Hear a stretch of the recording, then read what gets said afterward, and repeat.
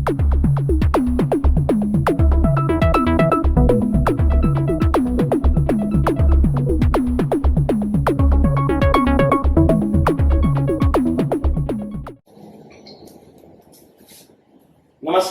मैं हूं ब्रिजेश गोयल। मैं विष्णु भार्गव। पूरे देश में इस समय जीएसटी को लेकर चर्चा जोरों पर है। एक तरफ जहां केंद्र सरकार है जिसने जो 1 जुलाई से जीएसटी लागू करने को लेकर प्रतिबद्ध है, दूसरी तरफ दिल्ली सरकार है जिसने कल विधानसभा में जीएसटी बिल को पास कर दिया है। हमारे साथ हैं जाने माने एडवोकेट सुशील वर्मा जी, जिन्होंने जीएसटी पे काफी रिसर्च की है। पिछले कई महीनों से टैक्स प्रोफेशनल को आप ट्रेनिंग दे रहे हैं और जीएसटी के ऊपर काफी सेमिनार आपने किए हैं। हमारे साथ राकेश गर्ग हैं जो जाने माने टैक्स एक्सपर्ट हैं, जिन्होंने जीएसटी पे किताब लिखी है और जीएसटी का काफी बारीकी से इन्होंने अध्ययन किया है। दोस्तों, पिछले कुछ दिनों से हम दिल्ली के पूरे देश के आम आदमी से, आम व्यापारी से प्रश्न हमने मांगे थे जीएसटी को लेकर के। आइए हम जानते हैं कि जीएसटी आने के बाद में आम आदमी की, आम व्यापारी के जीवन पर क्या असर पड़ेगा। सुशील जी, जैसा कि संभावना आ रही है कि 1 जुलाई 2017 से जीएसटी लागू होने जा रहा है, इस बारे में आपके क्या विचार है? क्या ये जीएसटी लागू होने का सही समय? देखिए, अभी पूरे कानून नहीं बने, रूल नहीं बने हैं, नोटिफिकेशन इशू नहीं हुए हैं। जब तक इशू नहीं होंगे कोई भी इंडस्ट्री या व्यापारी इसका अध्ययन नहीं कर पाएंगे। इन माय ओपिनियन 1 जुलाई से जीएसटी लागू नहीं होना चाहिए। व्यापारियों को टाइम मिलना चाहिए, जो भी नोटिफिकेशन हो, अध्ययन करने के लिए, अपने बिजनेस की प्लानिंग करने के लिए 1 जुलाई समय ठीक नहीं। सुशील जी, दूसरी बात बताएं कि जो जीएसटी की दरें हैं, जो जीएसटी की रेट्स आए हैं, उसको लेके व्यापारियों में काफी आक्रोश है, क्योंकि जैसे मोटर पार्ट्स या ट्रैक्टर पार्ट्स पे 28% की कैटेगरी में रखा गया।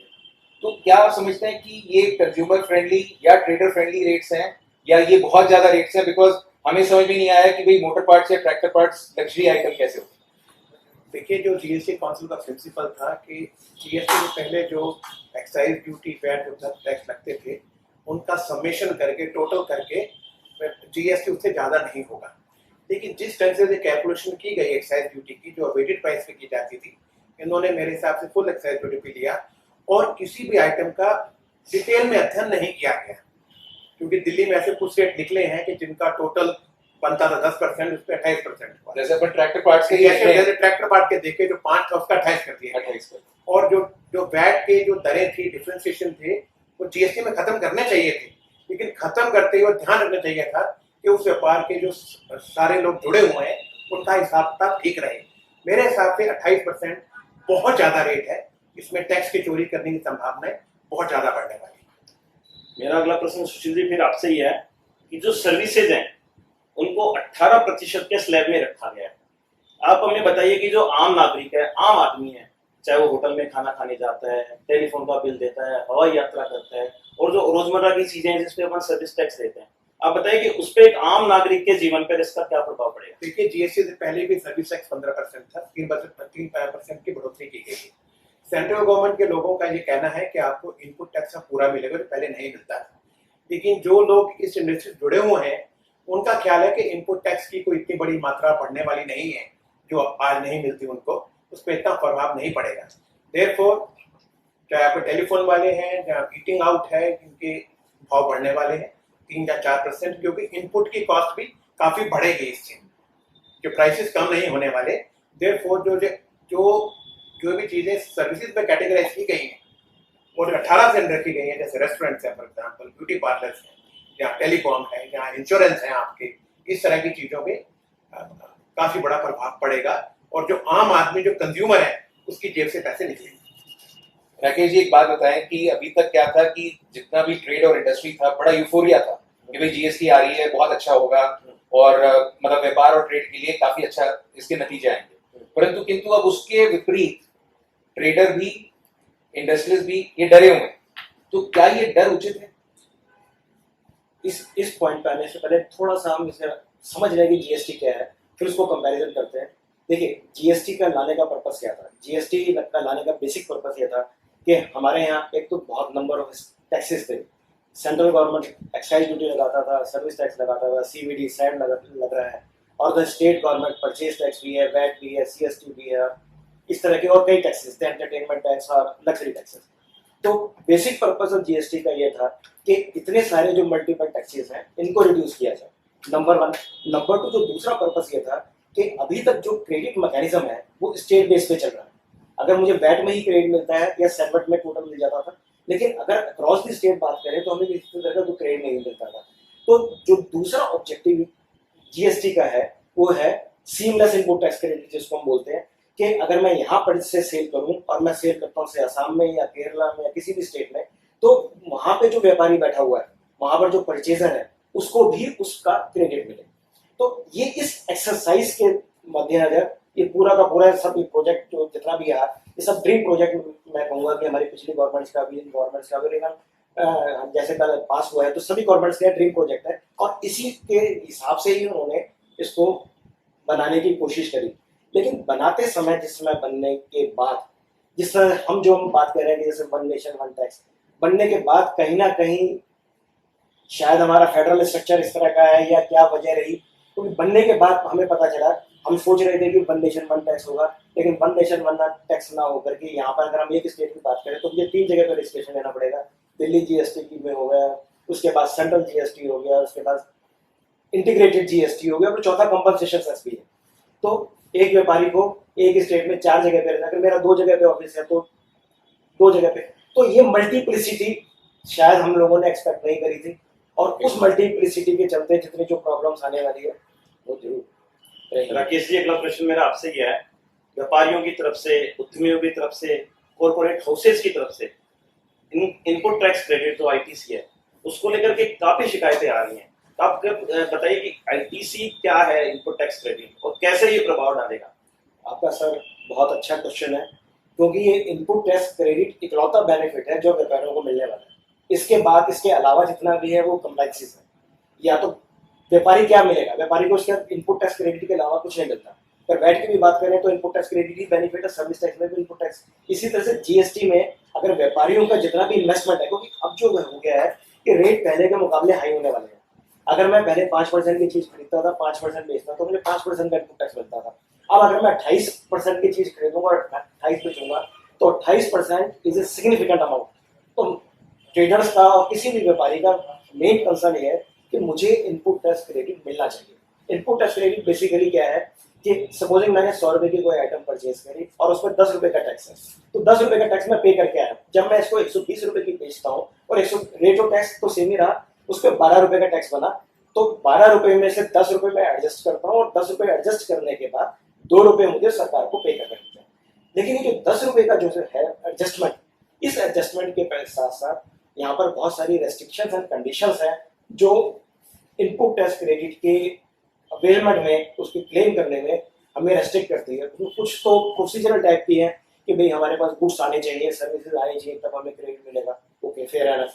दूसरी कंडीशन ये है कि मेरे पास परचेज टैक्स इनवॉइस होना चाहिए, बिल्कुल ठीक है, उनका लाची बात है कि टैक्स इनवॉइस होना चाहिए।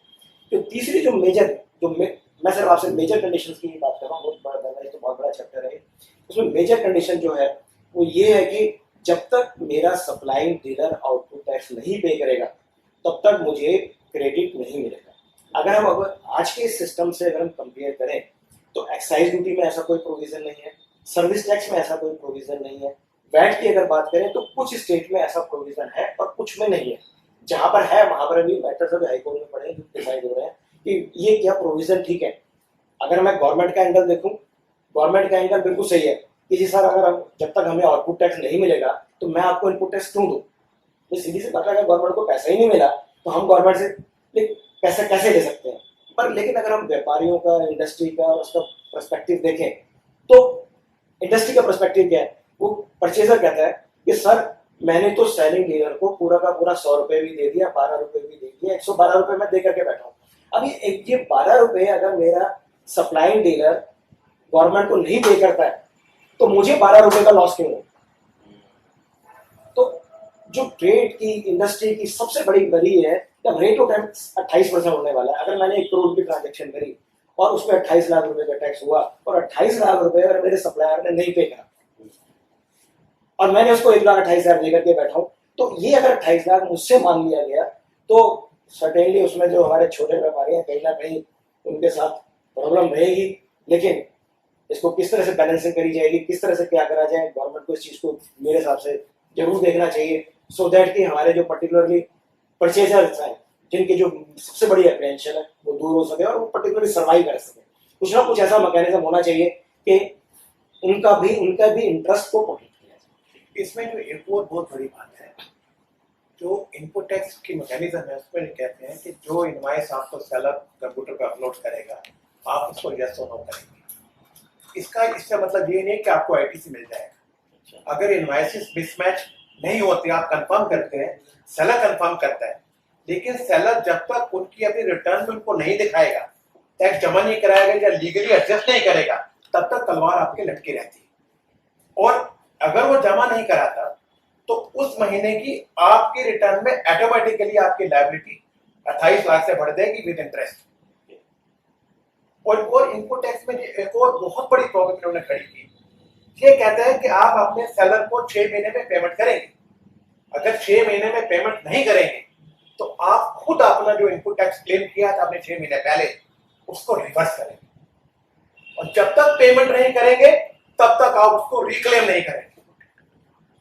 अब मेरी प्रॉब्लम ये है कि अगर लोकल में इतने झगड़े थे, खाली दिल्ली थी, अगर कोई कर्नाटका के या साउथ में कोई गुंटूर से मिर्ची खरीद के दिल्ली लाता है काली बागी में, वो टैक्स नहीं देता तो वो क्या करेगा? तो ये गवर्नमेंट की प्रॉब्लम है, ये व्यापारियों की प्रॉब्लम नहीं। आपने उसको लाइसेंस दिया माल बेचने के लिए, और अभी सेंट्रल गवर्नमेंट ने कुछ अफसर ने स्टेटमेंट दी कि जो आप डील करते हैं वो अच्छे डीलर होने चाहिए। तो अच्छे डीलर की परिभाषा हमें तो कहीं मिलती नहीं। एज लॉयर तो we can't tell you what is the definition of a good dealer. तो ये जो छोटा व्यापारी, अगर उसको कुछ ऐसी चीजों का सामना करना पड़ा, उसको दुकानें बंद करनी होगी, क्योंकि वो टैक्स देना पड़ेगा, उसके बिना कुछ चारा नहीं। सुशील जी, राकेश जी और आपकी बात से ही जुड़ी हुई बात जो हम बात कर रहे हैं जीएसटी के प्रोविजंस की, तो जैसे इन्होंने कहा कि ड्रीम प्रोजेक्ट था, तो व्यापारी के लिए भयानक सपने के बराबर हो गया कि भाई इतने आपने हार्शर उसके अंदर में पेनल्टीज और ऐसे प्रावधान दिए हैं कि मतलब इवन प्रोसिक्यूशन तक है व्यापारी की। इसमें गवर्नमेंट को करना चाहिए था जो वेस्टर्न कंट्रीज में हुआ, जहाँ सिंगल जीएसटी रेट है, हमारे तरह के जीएसटी नहीं। पहली बात तो जो जीएसटी हम लगा रहे हैं, ये पूरी दुनिया में कहीं ऐसा जीएसटी लगा नहीं, ना लगेगा शायद आने वाले 100 सालों में। ऐसा जीएसटी कोई यहाँ 11 तरह का रेट। अगर सेलिंग डीलर जमा नहीं करता तो गवर्नमेंट को चाहिए उसका बैंक अकाउंट अटैच करके उसके रिकवरी करे, क्योंकि उसने अपनी सेल कंफर्म की है, सप्लाई कंफर्म की है अपनी रिटर्नों में। अगर वो अपनी सप्लाई कंफर्म करता है, आपको टैक्स लायबिलिटी कंफर्म करता है, तो उसमें जो रेसिपिएंट है जिसने माल लिया है उससे, उसको क्या प्रॉब्लम है? तो उसका बैंक अकाउंट ऑटोमेटिकली अटैच करना चाहिए and he should be arrested. अब institute of what will do, क्या रेसिपिएंट को बोले टैक्स पे पूरी देगा, कर वो अरेस्ट करेगा। तो ये बहुत खतरनाक सा तरीका है जो शायद कॉर्पोरेशन के लिए, व्यापारियों के लिए it can be a suicide effect. It's a very dangerous thing. Sushil ji, मेरा एक महत्वपूर्ण प्रश्न है कि जैसे केंद्र सरकार का दावा है कि जीएसटी आने के बाद महंगाई कम होगी और एक आम आदमी के जो रोजमर्रा की जरूरत की चीजें हैं वो सस्ती होंगी, कृपया इस पे आप थोड़ा प्रकाश डालिए। देखिए, जहां जहां जीएसटी लगा दुनिया में, वहां पहले 2 सालों में काफी हाइपर इन्फ्लेशन हुआ, लेकिन सेंट्रल गवर्नमेंट ने जो इसके प्रिंसिपल बनाए थे, अगर उनको ध्यान में रखा जाए, और एक सेक्शन 171 है कि अगर टैक्स कम किए जाते हैं तो आपको कंज्यूमर को ट्रांसफर करना होगा, लेकिन जो रेट आप निकले हैं, जैसे राकेश जी ने बोला, जो इन्होंने बनाए रेट लिस्ट, तो इनपुट कॉस्ट बढ़ेगी, इनपुट कॉस्ट बढ़ेगी और ये सारी जो और प्रॉब्लम इकट्ठी करेंगी। इसमें जो व्यापारी हैं, मेरे हिसाब से कीमत कम होने का कोई चांस नहीं है। 2 या 3% इन्फ्लेशन मेरे अपने ओपिनियन में पहले 6 महीनों में बढ़ेगा। कीमत कम होने का कोई चांस नहीं है। सीधा है सर्विस टैक्स 3% बढ़ा, तो उसका तो कोई किसको बताते नहीं। और फिर इतनी तरह की आपने एग्जम्पशन दी, एग्जम्पशन से हमारे कोई फायदा नहीं, नुकसान है, क्योंकि उनको इनपुट टैक्स नहीं मिलेगा। अगर उनकी इनपुट टैक्स कॉस्ट बढ़ गई तो वो तो रिकवरी आपसे करने वाले। अगर इलेक्ट्रिकल जनरेटिंग कंपनी की कॉस्ट बढ़ती है, वो तो डायरेक्ट के पास जाएंगे कि हमें आप टैक्स पास ऑन करो, हमें हमारी कीमत दो। तो आपके हिसाब से जो एक आम आदमी है, एक आम नागरिक है, उसको पहले की तुलना में ज्यादा पैसे चुकाने पड़ेंगे? एब्सोल्युटली, कोई डाउट नहीं है।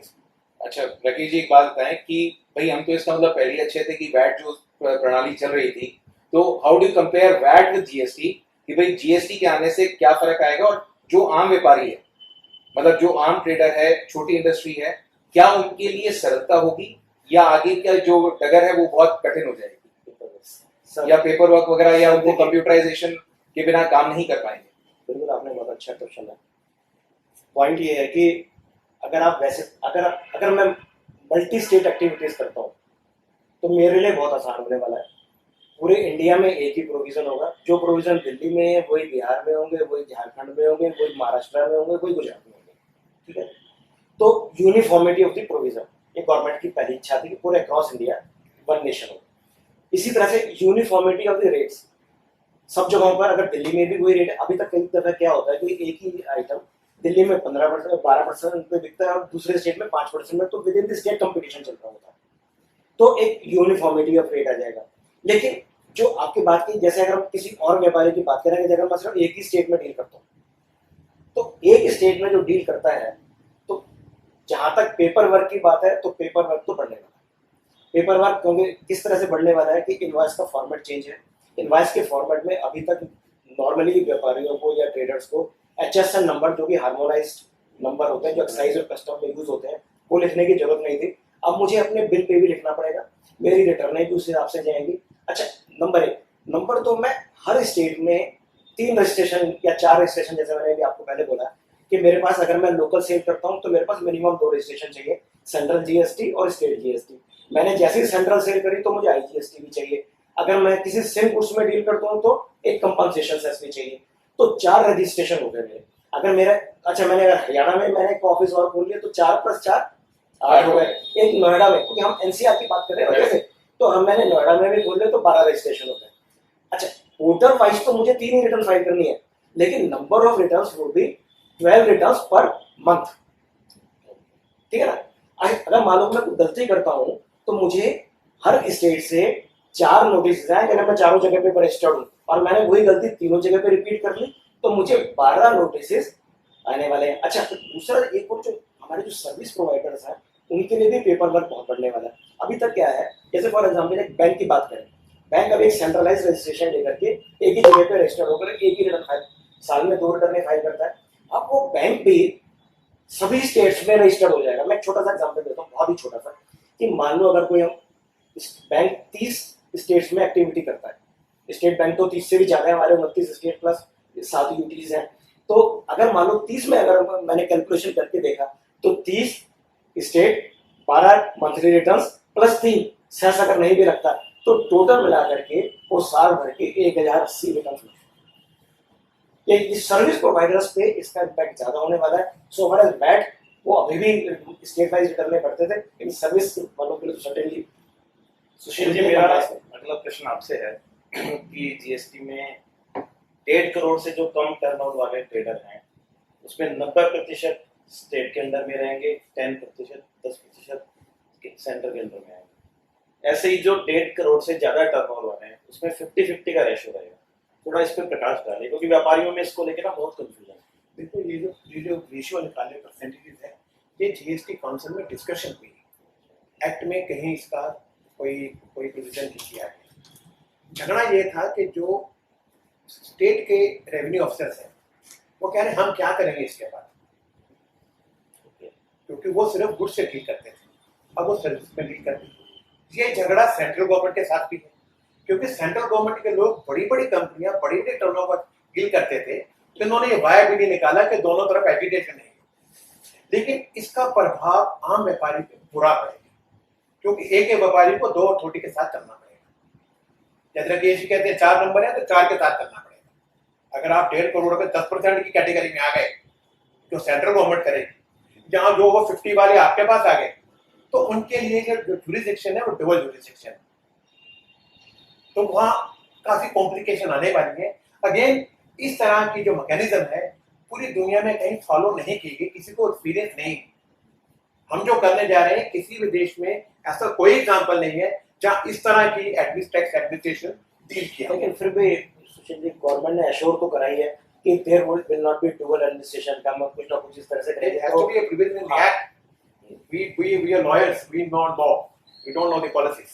सर देखिए, हम तो जैसे कहते हैं ना, एक आम नागरिक की दृष्टि से पूछें, और बड़ा सरल सा एक हमारा लेकिन बहुत अहम सवाल है, वो ये है कि लोग स्टॉक के प्रति बड़े आशंकित हैं।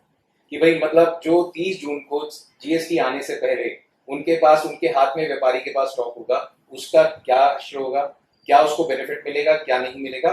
और इस कारणवश आप ये समझिए कि लोगों ने, ज्यादातर व्यापारियों ने अपनी किताबें बंद कर दी हैं, सेल और परचेज टोटल क्लोज कर दी है कि भाई जब जीएसटी के आने के बाद ही किताबें खोलेंगे, अभी पता नहीं क्या प्रभाव पड़ेगा।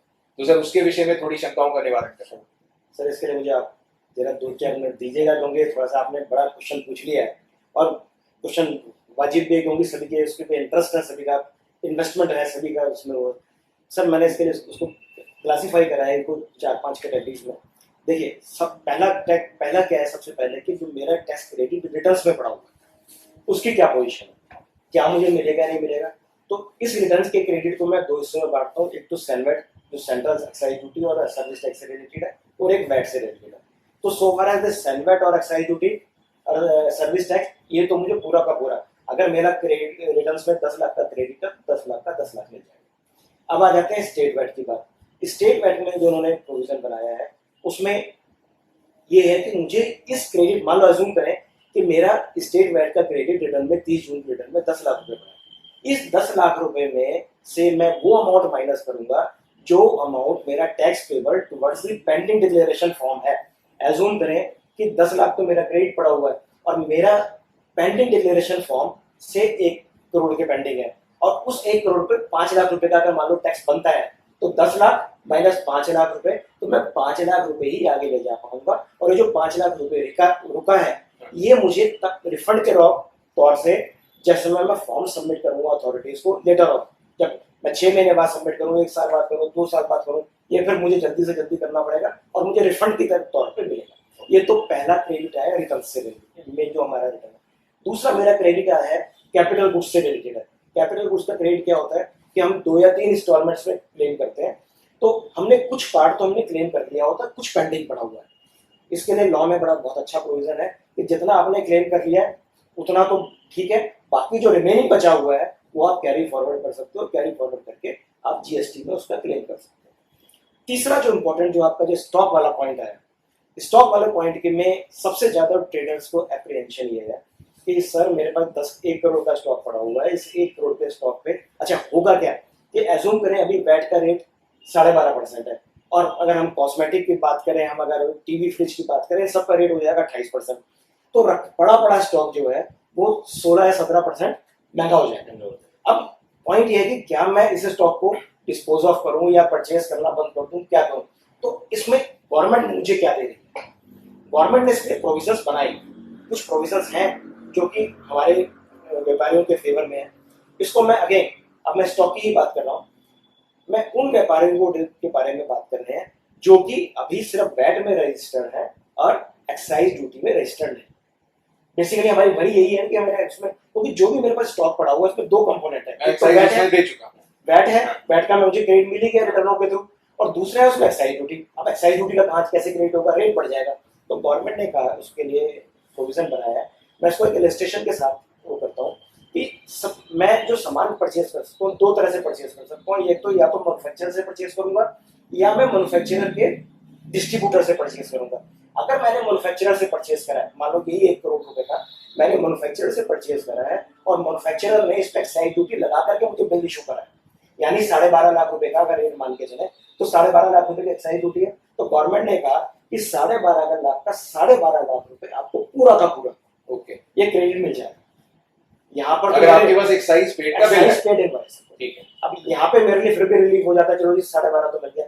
लेकिन अगर मेरे पास एक्साइज का इनवॉइस नहीं है, सब दूसरे रजिस्ट्रेशन में एज्यूम करें कि इस 1 करोड़ को मैंने मैन्युफैक्चरर से ना परचेज करके उसके डिस्ट्रीब्यूटर से परचेज करा। अब वो जो डिस्ट्रीब्यूटर ने मुझे जो बिल दिया होगा उस बिल में एक्साइज का कंपोनेंट नहीं है, उसने मुझे बिल दिया होगा 1 करोड़ प्लस उसमें 12 लाख की एक्साइज ड्यूटी लगी हुई होगी, प्लस उसका प्रॉफिट मार्जिन अंदाजा 1 करोड़ 20 लाख का मेरे पास बिल आया होगा। अब इस 1 करोड़ 20 लाख पे जिस पे एक्साइज ड्यूटी नहीं लगी, तो एक्साइज ड्यूटी का कैलकुलेशन कैसे हो, इसके लिए गवर्नमेंट ने अभी जो रूल्स बनाए, रूल्स अभी ड्राफ्ट रूल है, जीएसटी काउंसिल के पास नहीं गए। जीएसटी काउंसिल परसों वाली मीटिंग जो 3 जून को होने जा रही है उसमें रिव्यू करेगी, और हमारे फाइनेंस सेक्रेटरी वगैरह ने भी ये बोला है कि हम इन रिव्यू, लेकिन अभी जो रूल्स हमारे पास है उन रूल्स के हिसाब से जो मुझे सीजीएसटी इस पे पे करना है उसका मुझे 40% क्रेडिट मिलेगा। मैं इसका इलस्ट्रेशन ले लेते हैं सर। मेरे पास 1 करोड़ का स्टॉक है, इस 1 करोड़ के स्टॉक का रेट हो गया अब 28%। 28% के 2 टुकड़े हुए, एक सीजीएसटी और एक एसजीएसटी। सीजीएसटी मान लीजिए 14%, इस 14% का 40%, 14% का 40% हो गया ₹5.60।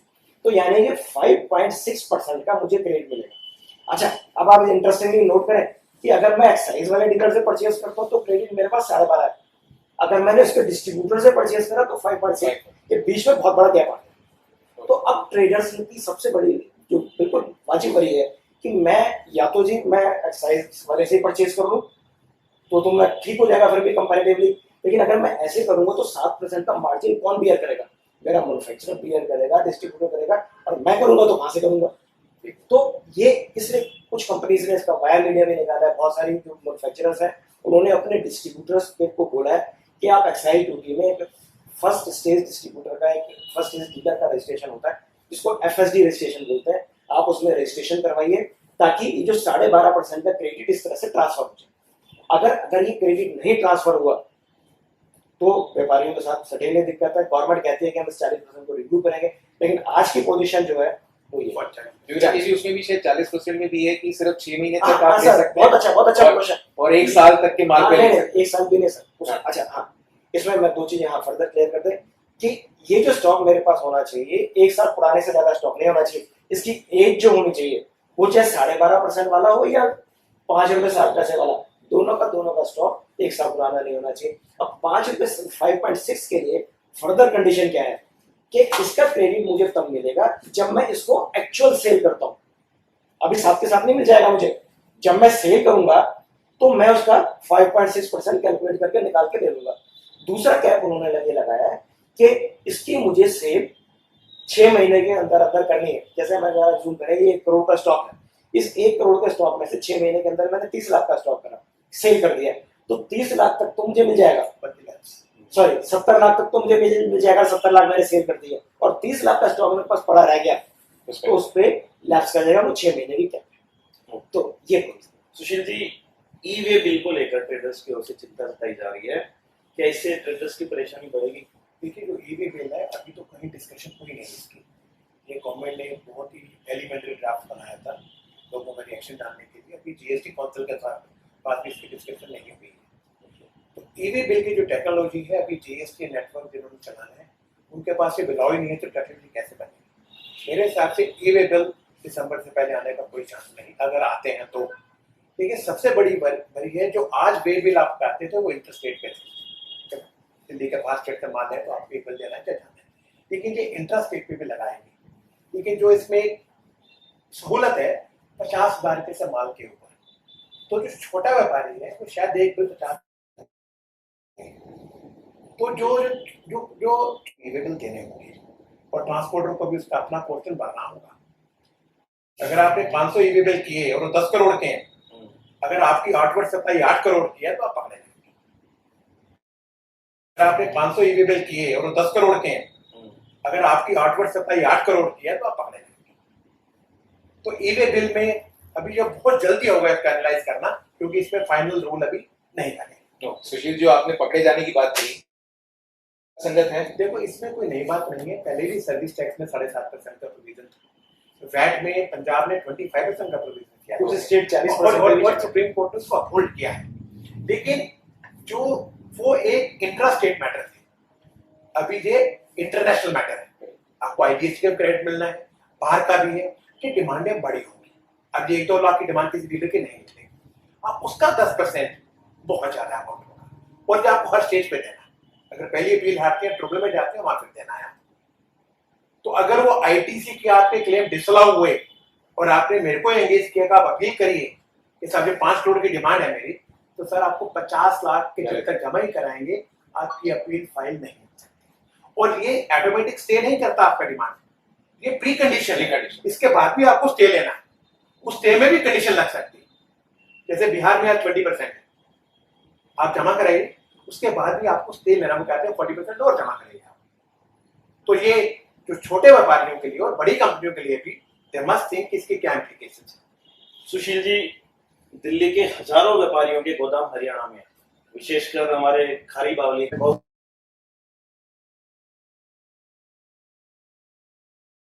आपके आपके एक्ट में आने चाहिए। तो जीएसटी काउंसिल के पास इनको जाना चाहिए और अपनी प्रॉब्लम वहां रखें, वो सोल्यूशन निकाल सकते हैं। अदरवाइज अगर दिल्ली से माल भेजेंगे इसमें आईजीएसटी लगेगा, इसमें कोई डाउट नहीं, क्योंकि एफओएम का कोई प्रोविजन नहीं और आईजीएसटी लगेगा। अब वहां से अगर ये माल वापस लाएंगे तो फिर उनको तो वहां रजिस्ट्रेशन लेना पड़ेगा पड़ेगा, ताकि जहां दें वहां आईटीसी मिले, वहां से वापस तो आईटीसी मिले। क्रेडिट मिल जाएगा। हाँ, थोड़ी वर्किंग कैपिटल ब्लॉक होगी, लेकिन ये बोले कि हम टेम्पो में माल भर के ले जाएंगे, बिल्कुल नहीं होगा, कोई पीएससी में नहीं हो सकता, कोई नहीं सकता। राकेश जी, एक बात और बताएं कि वैसे तो कहा गया है कि भी छोटे व्यापारी को राहत है, 20 लाख से ऊपर रजिस्ट्रेशन की आवश्यकता नहीं है, परंतु फिर भी क्या ऐसी परिस्थितियां पैदा हो सकती हैं कि जो 20 लाख से कम टर्नओवर है वो व्यापारी फिर भी रजिस्ट्रेशन लेने की सोचे? सर उसमें ऐसा होना, देखिए 20 लाख की लिमिट जो हिमालयन स्टेट्स हैं, जो हिली एरिया स्टेट जिनको बोलते हैं, वहाँ पे लिमिट 10 लाख रुपए और बाकी स्टेट्स में 20 लाख है।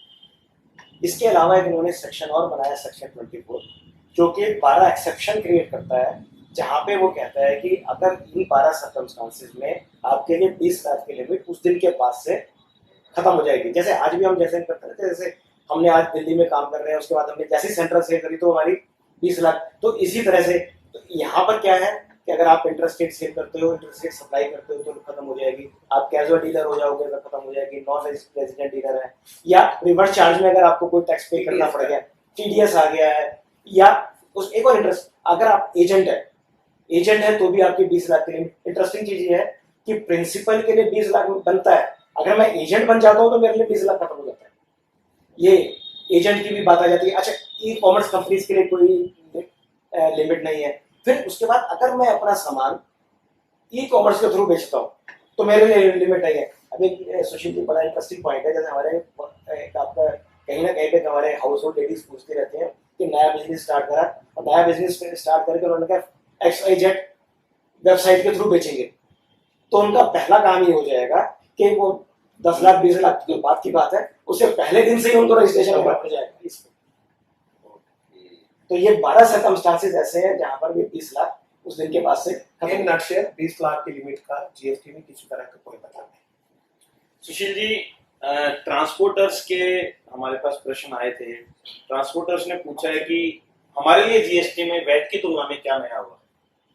देखिए, ट्रांसपोर्ट पे जो पहले सर्विस टैक्स था वो रिवर्स चार्ज पे जीजीए कैटेगरी में आते थे, अभी वो डायरेक्ट चार्ज है, फॉरवर्ड चार्ज है, कि जो भी वो गुड्स कैरी करेंगे या पैसेंजर ढोएंगे, जो भी उनको कराएं मिलेंगे, जो इनकम होगी, उस पर 5% की कैटेगरी में ट्रांसपोर्टर को रखा गया, उनको रजिस्टर लेना होगा।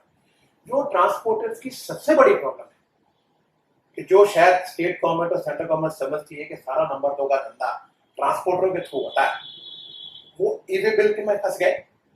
अगर वो कोई ऐसा सामान लेके जाते हैं जिसके साथ पूरे डॉक्यूमेंट्स नहीं, तो एक सेक्शन 129 है, उसमें बहुत हैवी पेनल्टीज है। ओके, बहुत हैवी पेनल्टीज है, प्रोसिक्यूशन है, उनका ट्रक सीज हो सकते हैं। जब तक वो सारी डिमांड दे नहीं जाएंगी या उनका स्टे नहीं लिया जाएगा, ना सामान रिलीज होगा ना ट्रक रिलीज होगा।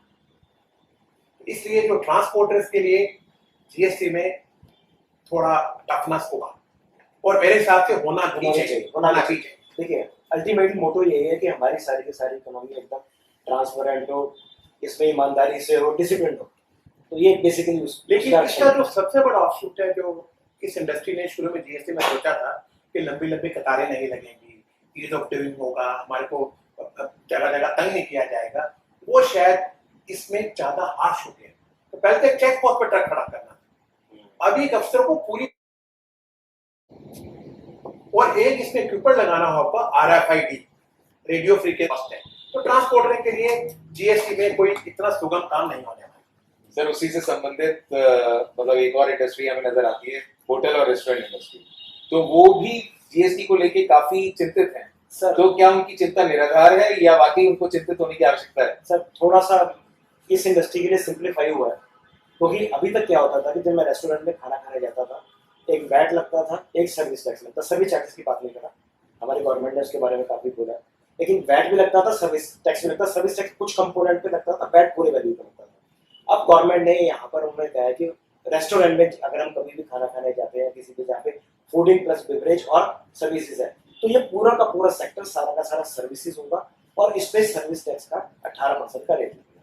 इसी तरह से अगर मैं होटल में रहने जाता हूँ तो होटल में उन्होंने क्लासीफाई कर दिया है। तो उन्होंने कई तरह के 0% से लेकर 28% तक के रेट लगाए हैं कि अगर 1,000 रुपये से कम का टैरिफ है तो 0%, 1,000 से 2,500 है तो 12%, 2,500 से 5,000 है तो 18%, अगर 5 स्टार होटल है 5 स्टार होटल है तो 28%। ये उन्होंने नहीं, लेकिन इसमें एक परेशानी है सर कि जैसे रैक रेट्स होती है, रैक रेट्स पे होगा या एक्चुअल रेट्स पे, और होटल वालों की सबसे बड़ा सबमिशन ये सर वो कि हम लोग बिजनेस के हिसाब से चेंज अपने टैरिफ करते रहते हैं। तो सर ये अभी भी टैरिफ रेट पे ही चल रहा है। अभी भी जो आपका ये ट्रांजैक्शन वैल्यू की बात है, जैसे ये एक्चुअली मेगा एग्जम्पशन जो अभी भी चल रही थी वो एज इट इज उन्होंने कॉपी कर दिया इसके अंदर।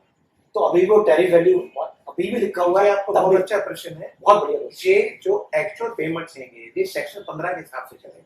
ओके, जहाँ ट्रांजैक्शन वैल्यू है जो पैसा आप इनवॉइस पे चार्ज करते हैं। ओके, ठीक है, अगर वो रिलेटेड पार्टीज नहीं है, भाई वीडियो को कमरा नहीं दे रहे और सिर्फ कमाई करने के लिए आप ये धंधा करते हैं, तो आप इसमें वो रैक रेट कितनी बड़ी नहीं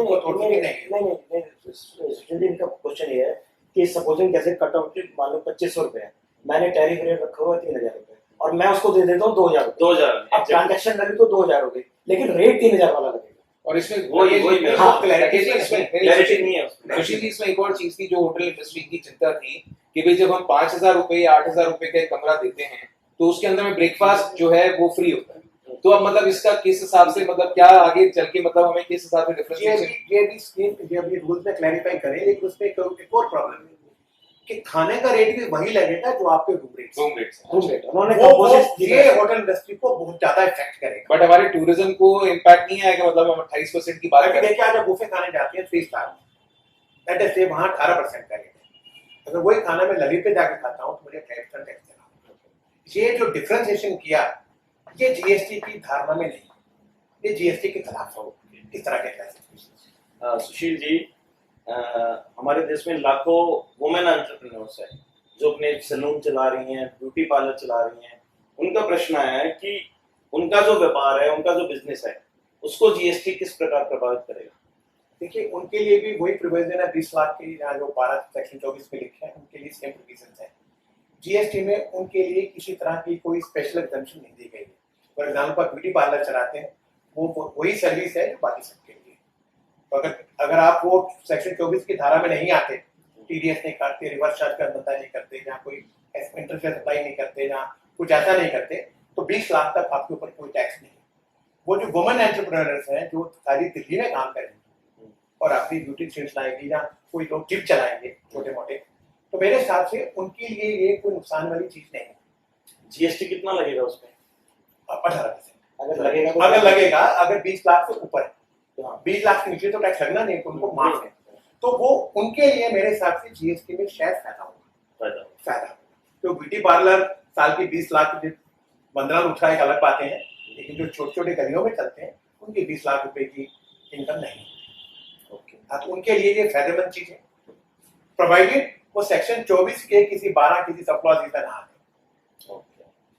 तो ये जो आपका लेडीज ट्रेड विंग है उनको टीच करना होगा कि ये काम आपको नहीं करना। जी आपका क्वेश्चन की मैं इसमें सुशील जी में फर्दर ऐड कर दूं एक छोटी सी लाइन कि सपोज मैं स्टिचिंग का काम कर रहा हूँ, ठीक है, स्टिचिंग छोटा सा काम है, अगर कस्टमर बाहर से आ गया, नोएडा वाला कस्टमर है, गुड़गांव वाला कस्टमर आ गया, तो मैं वो एक्सेप्शन में आ जाएगा, उस केस में वो 20 लाख खत्म हो जाएगा। तो इन सब चीजों को ध्यान रखना। एक और फायदा है कि एक्सेप्शन सर्विस में जो प्योर लेबर कॉन्ट्रैक्ट्स, जैसे पापड़ बनाते हैं, लिट्टल पापड़, आपको मटेरियल दिया गया, आप खाली लेबर के पैसे लेते हैं, उनमें किसी तरह का कोई जीएसटी नहीं है, कितना भी अमाउंट हो।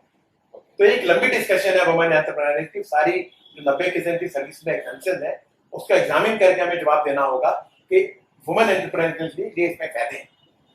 20 लाख तक जीएसटी उनके लिए फायदेमंद है। ठीक, सुशील जी, अंत में मैं पूछूं कि जो जीएसटी है इसका व्यापक जो प्रभाव है, ओवरऑल इम्पैक्ट पूरे राष्ट्र पे या राज्यों पे क्या पड़ता है?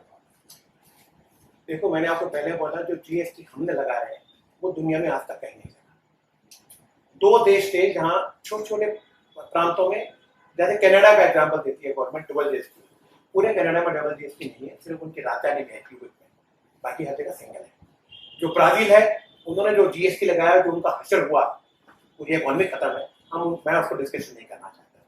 जो आपके कंपेरेबल इकोनॉमीज है वहाँ सिंगल जीएसटी, ये 4 तरह 5 तरह के जीएसटी नहीं लगे, और वहाँ 1 या 2 या 3 रेट, आपके यहाँ 11 तरह के रेट लगने वाले और कंपल्सरी सेस है।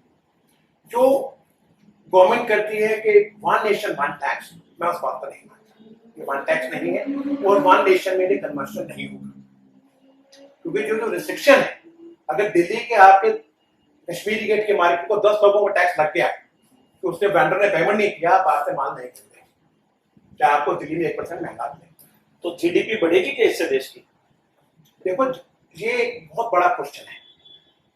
अगर आज के हम खबर बोले तो आपकी जीडीपी डाउन है फ्रॉम 7 to 5, अभी जीएसटी नहीं है। GST is double edge weapon, अगर चला जीडीपी बढ़ेगी, अगर नहीं चला तो there can be depression in the country. और जहां जहां जीएसटी लगा शुरू के साल में काफी प्रॉब्लम्स हुई, क्योंकि हमारी इकोनॉमी के डेवलप नहीं, गांव में कौन कंप्यूटर चलाएगा, कोई नहीं चलाएगा। तो अभी ये इससे क्या रामराज लाएगा या नहीं लाएगा, we will have to wait and C.